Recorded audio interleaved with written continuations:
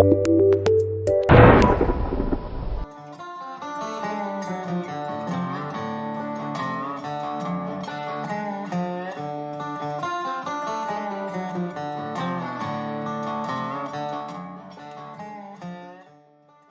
un peu plus de 20 ans que je fais de la bande dessinée, enfin en professionnel, on va dire. Parce qu'en fait, j'ai commencé à dessiner et à créer des histoires depuis l'âge de 7-8 ans, je pense, avec mon frère aîné, en fait, parce que lui dessinait, donc on a dessiné tous les deux, en fait, pendant quasiment toute notre enfance.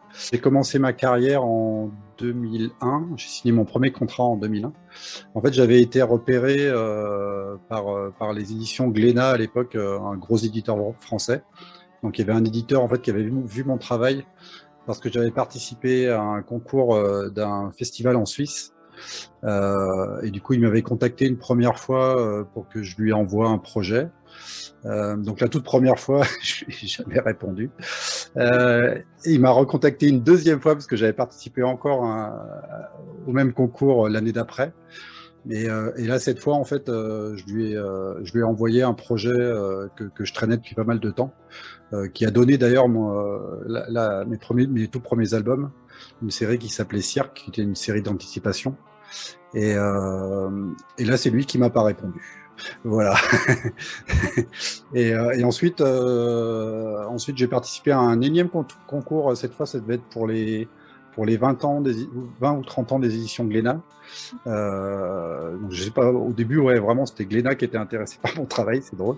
Et du coup, là, en fait, j'ai commencé à travailler pour une collection de petits fascicules qu'on trouvait en presse, qui étaient plutôt soit du comics à la française, soit du manga à la française.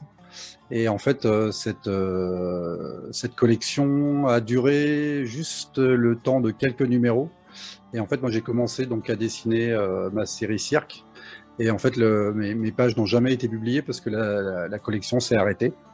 Donc ensuite, j'ai eu une discussion avec l'éditeur chez Glénat et on a décidé de le faire en album classique franco-belge. En fait, pendant une quinzaine d'années, j'ai travaillé essentiellement dans le genre polar. Le tout premier album en fait qui s'appelait donc après Cirque, j'ai fait une trilogie en fait qui s'appelait Cirque, qui était d'anticipation, mais qui était un projet qui était relativement adolescent en fait. Il fallait que j'évacue en fait ce premier projet pour enfin rentrer dans l'âge adulte. Et le tout premier en fait s'appelait Gong. Et c'était un hommage en fait au film noir américain. C'était en fait le fil rouge de l'histoire. Ça se passait en 1947 à New York. Et c'était un boxeur en fait dans un match truqué, un match acheté, qui devait se coucher en fait face à son adversaire. Et en fait, lui était tombé amoureux de la femme du chef de la mafia. Et son rêve, c'était de s'enfuir avec elle. Et donc de pas se coucher pendant le combat et ensuite de pouvoir s'enfuir. Voilà.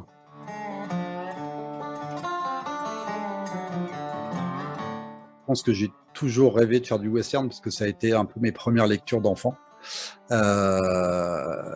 Sauf que j'ai retardé pendant très très longtemps le fait de pouvoir me lancer dans ce genre parce que en fait en France il y a pas mal de, en France et en Italie et puis même aux États-Unis, il y a des auteurs en fait qui sont tellement inatteignables et qui ont un tel niveau en fait en dessin et en narration que du coup j'ai toujours eu un peu peur de me frotter au sujet.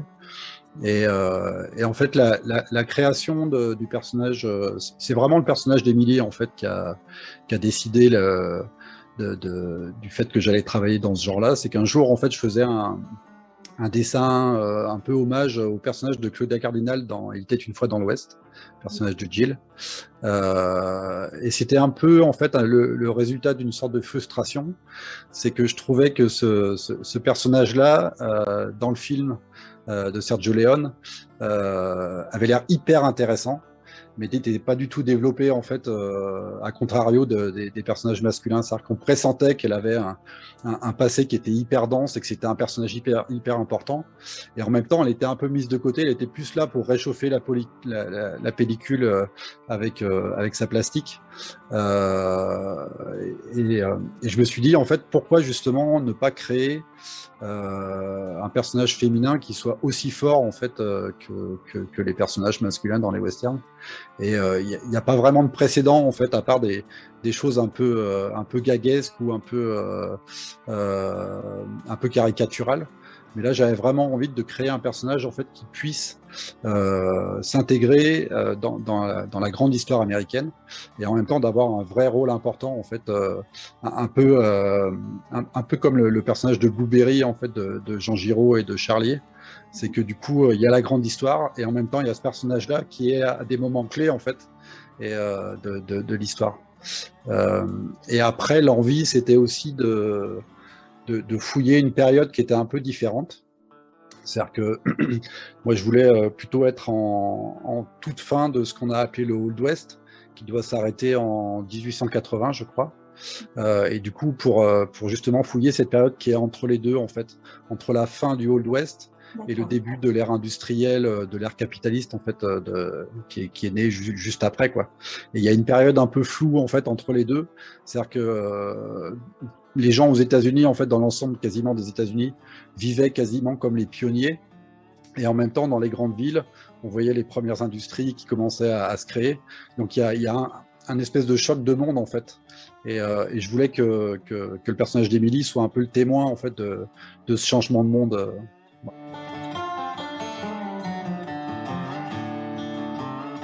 En fait, c'est le dessin original de la couverture. Un peu déformé.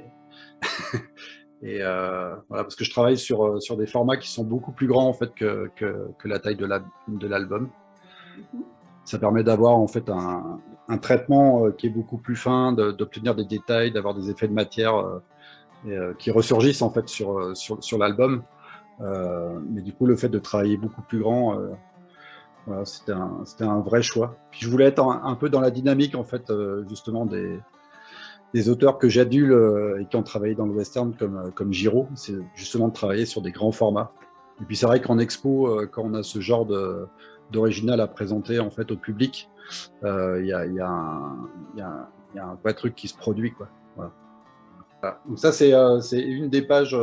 D'ailleurs c'est la toute première page que j'ai dessinée sur le tome 1 de l'Avenin, qui est pas la première page de l'album, mais je voulais commencer par celle-là en fait parce que je trouvais que c'était une belle page bien mythique. Alors ça c'est les pages de garde en fait de l'album. Donc à chaque album en fait il y a une nouvelle partie de l'itinéraire d'Emily. Là on est sur le tome 3, donc l'itinéraire est déjà bien entamé parce qu'il reste encore 2 tomes en fait, c'est prévu en 5 tomes. Le tome 4 sortira en janvier et puis le tome 5 en janvier 2023. Voilà. Donc du coup, et il y a les 2 trajets en fait entremêlés, c'est-à-dire celui de son enfance, parce qu'en fait la construction du récit se fait entre des flashbacks où on découvre en fait tout ce qui est arrivé en fait à Emily dans l'enfance.